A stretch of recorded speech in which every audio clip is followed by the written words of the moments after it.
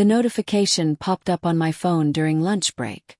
Another Instagram story from my sister Victoria. I almost scrolled past it, but something made me click.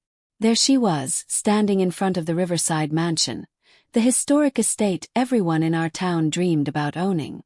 "One day, all of this will be mine," she captioned it, adding sparkle emojis and a crown. I stared at the screen, my sandwich forgotten. That mansion had been on the market for 18 months at $12 million. Victoria worked as a real estate agent, sure, but she'd never closed a deal over $200,000. Still, she posted about it constantly, treating it like her personal property. My phone buzzed with a text from Mom. "Did you see Victoria's post? She's so ambitious. When are you going to do something real with your life?" I set my phone down and looked around my tiny office. Boxes of organic dog treats lined the walls. My laptop sat on a folding table. This was Positive Treats, my little hobby business that everyone loved to laugh about. They had no idea what I'd actually built. I started Positive Treats 4 years ago in my garage. Back then I was 24, fresh out of college with a biology degree and no idea what to do with my life. My dog, Chester, had terrible allergies, and every commercial treat made him sick. So I started researching, experimenting, making my own treats with organic ingredients and supplements. Chester loved them. More importantly, his allergies disappeared. I began giving samples to friends at the dog park. They asked if they could buy more. Within 3 months, I was selling 50 bags a week through a basic website. My family thought it was cute. Sarah's little dog treat thing, they called it. Victoria found it hilarious. "You went to college for 4 years to bake dog cookies in your garage," she'd said at Thanksgiving that year, laughing so hard she had to wipe tears from her eyes. Dad had chuckled. "Well, at least she's keeping busy." Mom had patted my hand. "It's nice to have hobbies, dear. But when are you going to look for a real job?" I didn't tell them that I'd already made $30,000 that quarter. By year 2, I'd moved into a small commercial space and hired 3 employees. We were shipping 2,000 bags a week across 6 states. Revenue hit $500,000. I reinvested everything back into the business. Better packaging, more products, a professional website. My family still thought I was playing around. Victoria had just gotten her real estate license and wouldn't stop talking about her first commission check. $3,000 for helping someone buy a condo. "This is real money, Sarah," she'd announced at Mom's birthday dinner. "Not like your cute little pet project." I'd smiled and nodded, eating my cake while mentally calculating that I'd made $3,000 that morning before breakfast. Year 3 changed everything. A celebrity nutritionist posted about my treats on Instagram. Her dog had the same allergies as Chester, and she'd somehow found my website. Within 24 hours, my site crashed from traffic. Within a week, I had 15,000 new orders. Within a month, I had investors calling, wanting to talk about expansion, distribution deals, and venture capital. I didn't tell anyone about the investors. Not my parents, not Victoria, and definitely not my boyfriend Jake, who'd just broken up with me because I wasn't serious about my future. I met with 3 different venture capital firms. They all wanted in. One offered me $2 million for 20% of my company. Another offered $5 million for 30%. The third meeting was different. Helen Park from Horizon Ventures didn't just want to invest. She wanted to buy me out completely or partner for rapid expansion. "Sarah, you've built something special here," she said, sliding a folder across the conference table. "Your customer retention rate is 94%. Do you understand how rare that is?" I opened the folder. The numbers made my hands shake. "We're prepared to offer you $8 million for full acquisition, or we can structure a partnership where you retain 40% ownership while we handle manufacturing, distribution, and retail relationships." I closed the folder. I need time to think. That night, I sat in my apartment with Chester at my feet, staring at the folder. $8 million. Life-changing money. But giving up my company felt wrong. I'd built this from nothing. These were my recipes, my vision, my baby. The partnership option meant I'd keep some control but gain resources I couldn't access alone. Horizon had relationships with every major pet store chain in North America. They had manufacturing facilities that could scale production to meet demand I couldn't handle on my own. My phone rang. Victoria. I almost didn't answer. Sarah, you'll never guess what happened, she gushed without saying hello. I just showed the Riverside mansion to a client, a tech millionaire from California. He's very interested. That's great, I said, distracted. Great. It's incredible. If I close this deal, my commission will be over $300,000. $300,000, Sarah. That's more than you've probably made in your entire life with your little treat business. I looked at the folder on my coffee table. Probably, I agreed. Anyway, I'm calling because Mom's planning a family dinner next week. Try to come, okay? And maybe don't talk about dog treats the whole time. The family dinner was at Mom and Dad's house like always. Victoria arrived late, making a grand entrance in a new dress and expensive heels. Sorry, she announced, kissing Mom's cheek. I was showing properties all day. This job never stops. We sat down to eat, and Victoria dominated the conversation. Her latest sales, her plans, her dreams about the Riverside Mansion commission. The buyer's supposed to make a decision by next month, she said, practically glowing. If this goes through, I'm treating myself to a vacation in Paris. First class all the way. Dad beamed at her. We're so proud of you, Victoria. You've really made something of yourself. Thanks, Daddy. She glanced at me. So Sarah, how's the dog cookie business? Still working out of that tiny warehouse? It's going well, I said quietly. Oh, come on, you can tell us. How much do you actually make from that? I took a sip of water. Enough. Enough for what? Rent. I bet you're still driving that old Honda, aren't you? She laughed. Sarah, when are you going to grow up and get a real career? Mom cleared her throat. Victoria, that's enough. What? I'm just being honest. Sarah's 28 years old. She can't bake dog treats forever. She turned to me with exaggerated sympathy. Sweetie, I know you love animals, but you need to think about your future. What about retirement? What about buying a house? You can't do that selling cookies to dogs. I set down my fork. You're right, Victoria. I really should think bigger. Exactly. See, she gets it. You know what, Sarah? When I close the Riverside deal, I'll help you find a nice entry-level job. Maybe as a receptionist somewhere. You've got to start somewhere, right? Everyone laughed. Even Mom smiled a little. I excused myself to the bathroom and made a call. Helen answered on the second ring.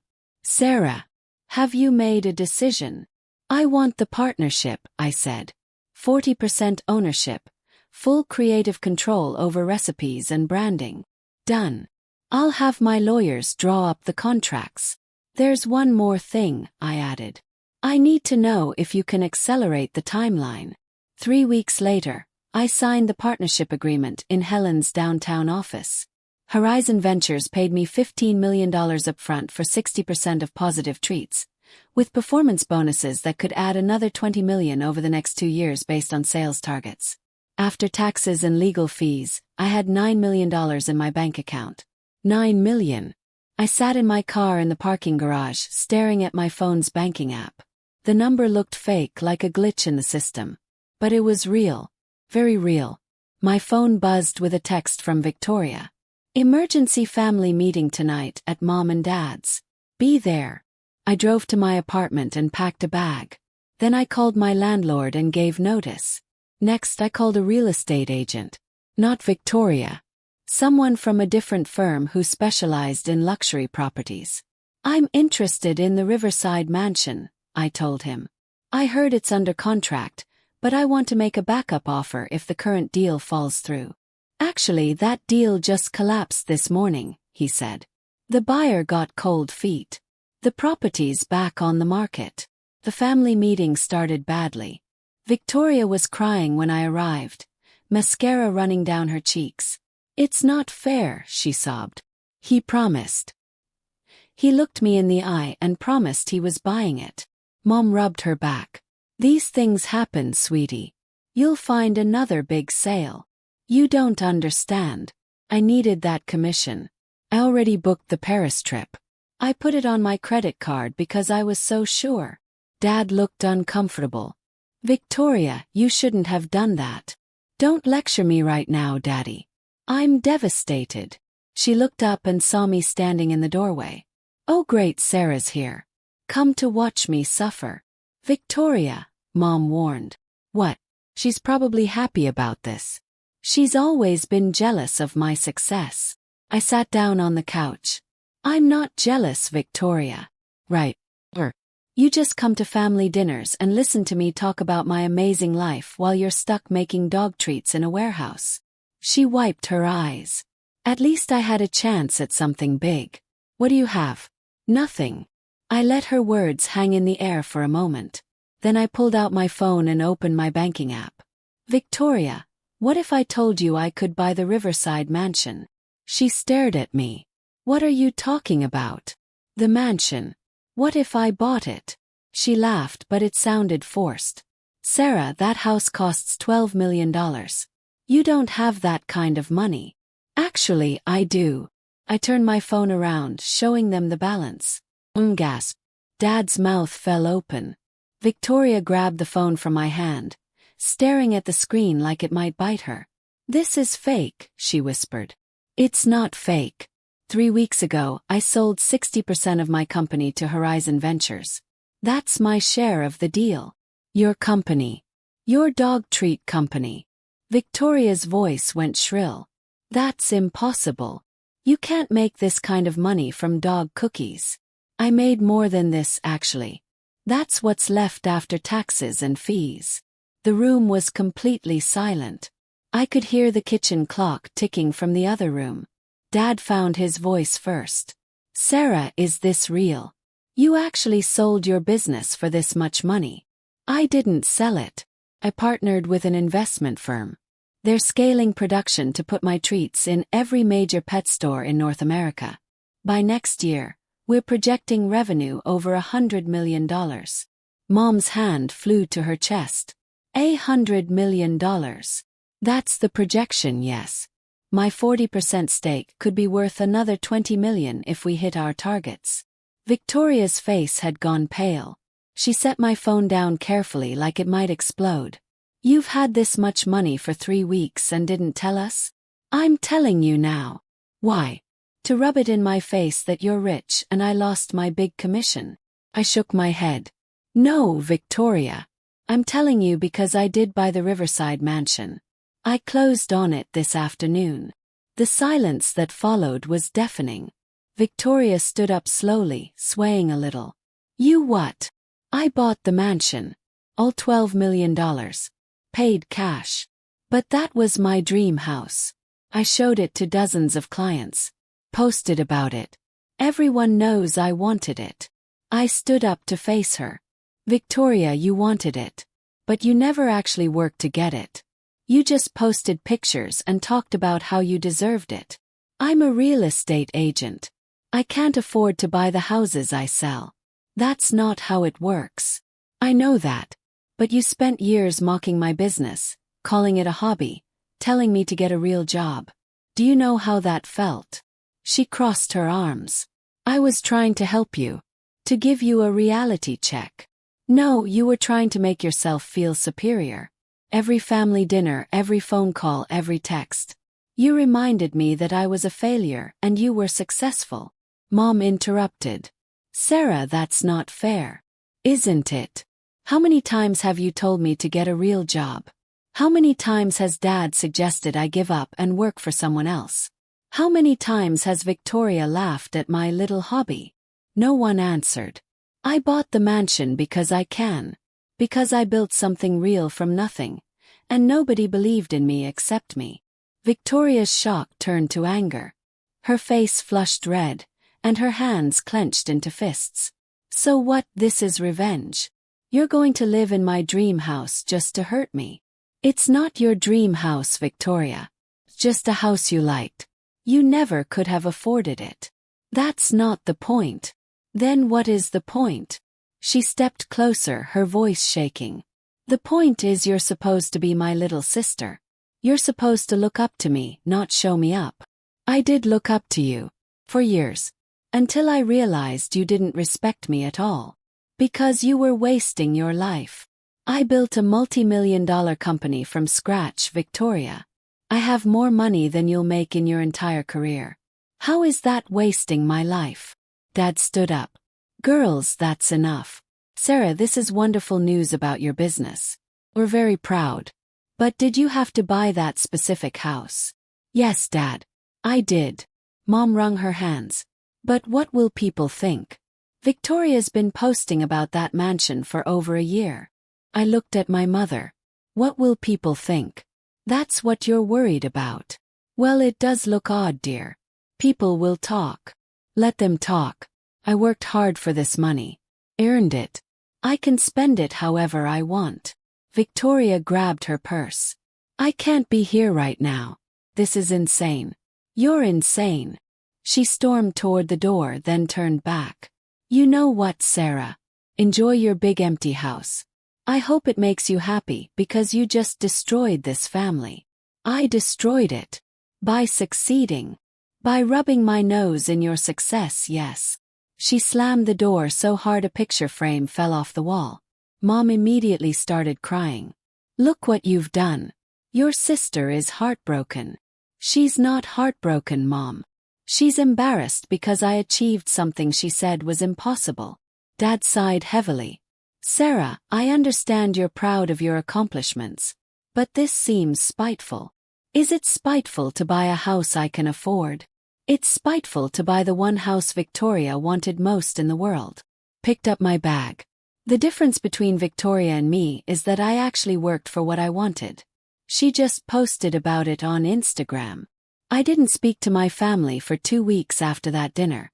My phone exploded with texts from Victoria, ranging from angry rants to tearful apologies to demands that I sell her the mansion at cost. I ignored all of them. Instead, I focused on moving into my new home. The Riverside mansion was even more beautiful than the photos suggested. Built in 1924, it had 6 bedrooms, 8 bathrooms, a library, a ballroom, and grounds that stretched down to the riverbank. The previous owners had maintained it perfectly, and I only needed to add furniture. I hired an interior designer and gave her a budget of $500,000. Make it feel like home, I told her. Not like a museum. Chester loved the new house immediately. He spent hours exploring the grounds, chasing squirrels through the gardens, and sleeping in sunbeams that stretched across the hardwood floors.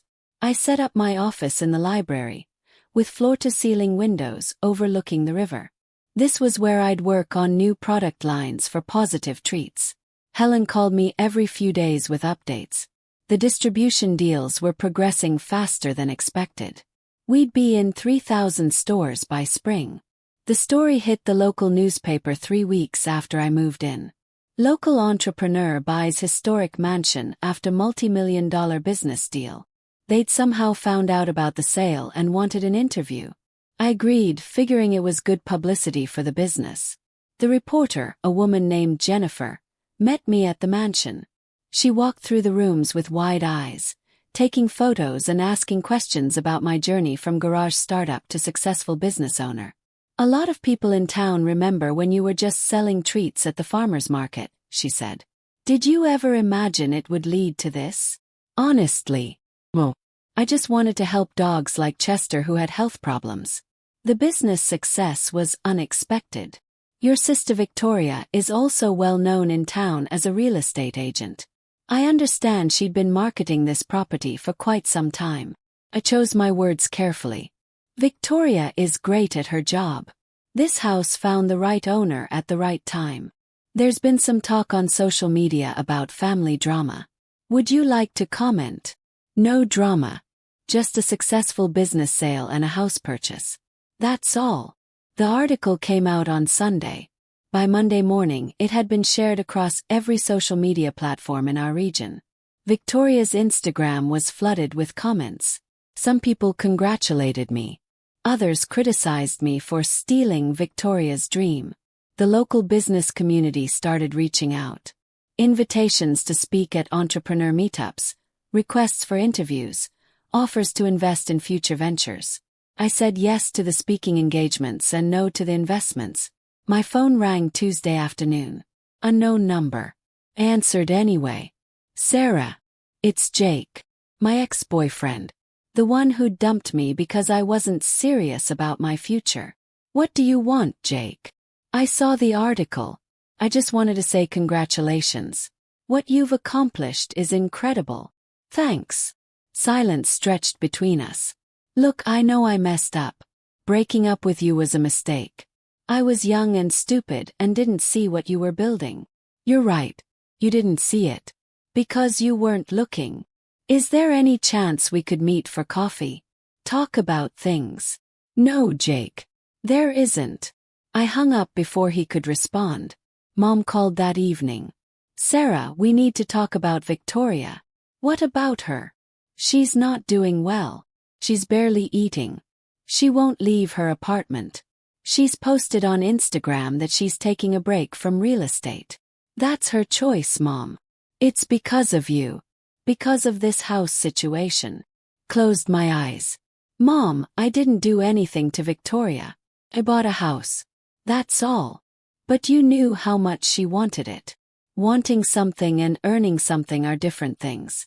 Victoria wanted this house, but she never would have been able to afford it. Ever. Even with the biggest commission of her life. That's cruel, Sarah. It's honest. And honesty isn't cruelty. Mom's voice got quiet. Your father and I are worried about you. This money has changed you. The money didn't change me, Mom. It revealed who I always was. Someone who works hard, achieves goals, and doesn't apologize for success. But at what cost? Your sister won't speak to you. Your family is divided. Then maybe our family needed to be divided. Maybe we needed to see who we really are. Victoria showed up at my door on Thursday evening. I was in the library working on new treat formulations when the doorbell rang.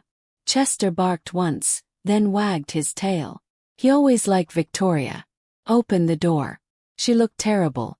Her hair was unwashed, pulled back in a messy ponytail. She wore sweatpants and an old college hoodie. No makeup. Red eyes. Can I come in? She asked quietly. I stepped aside.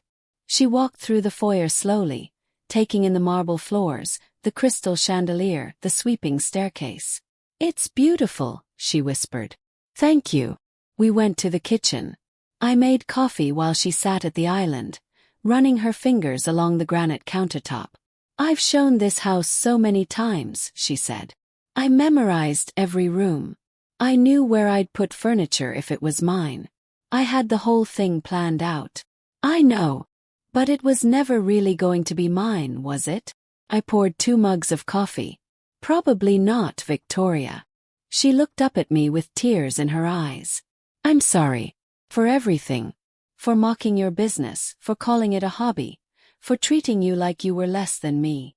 I sat down across from her. Why did you do it? We used to be close when we were kids. Victoria wrapped her hands around the coffee mug. I don't know. Maybe because you always seemed so sure of yourself. Even when you started the business in your garage, you weren't worried about failing. You just did it. I was terrified of failing, Victoria. You never showed it. And I think that scared me. I went to college, got my license, followed all the rules. You just made your own path, and it actually worked. She wiped her eyes. When Mom and Dad were proud of my first commission, I finally felt like I'd accomplished something. Like I was the successful daughter. And then you kept growing your business, and I got scared you'd overtake me. So you tried to keep me small. Yeah. By telling you it wasn't a real job, by laughing at it, by making you feel like what you were doing didn't matter. I was trying to protect my place as the successful one. That must have been exhausting. She laughed bitterly. It was. And then you bought this house. And I realized I'd spent so much energy trying to diminish your success that I never worked on my own. We talked for 3 hours that night. Victoria told me about her struggles in real estate, the deals that fell through, the clients who wasted her time, the pressure to always appear successful on social media.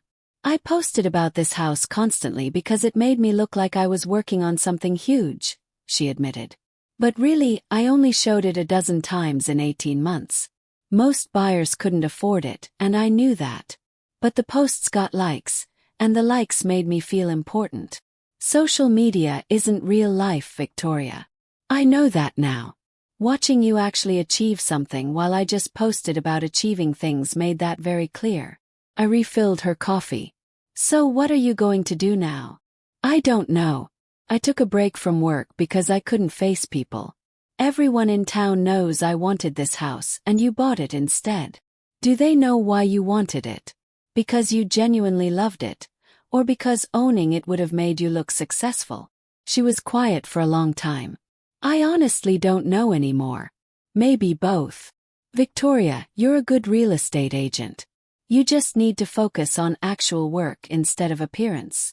Before Victoria left that night, she hugged me. A real hug, not the awkward side hug we'd been doing for years. Thank you for not throwing me out, she said. You're my sister. I was never trying to hurt you. I just wanted respect for what I'd built. You deserved it. You always deserved it, and I'm sorry I couldn't see that. After she left, I sat in the library for a long time, thinking about family and success and what really matters. The next morning I called Helen at Horizon Ventures. I want to start a mentorship program, I told her. For women entrepreneurs who are just starting out. That's a wonderful idea. What made you think of it? I had a lot of people tell me my business wasn't real. I want to help other women believe in themselves even when nobody else does. We spent an hour discussing details. Horizon agreed to fund the program, providing resources, office space, and connections to investors for promising startups. I personally mentor 5 women per year. The first application cycle opened 2 weeks later. We received over 300 applications from women across the state with business ideas ranging from tech startups to artisan crafts. Mom and Dad came to visit the mansion for the first time in December. Mom cried when she saw the Christmas tree in the ballroom.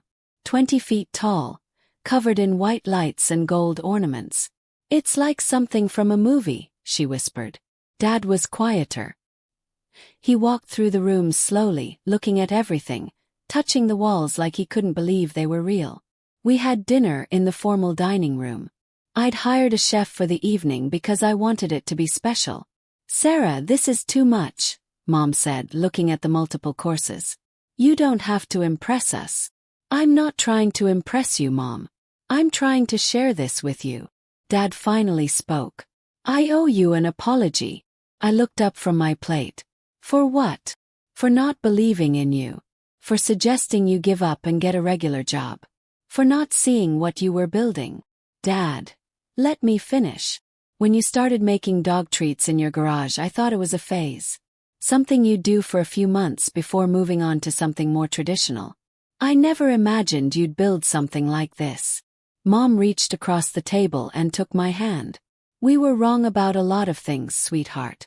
We let Victoria's jealousy influence how we treated you. We should have celebrated your success instead of minimizing it. I understand why you did it. Victoria needed support, and I seemed fine. But you weren't fine, Dad said.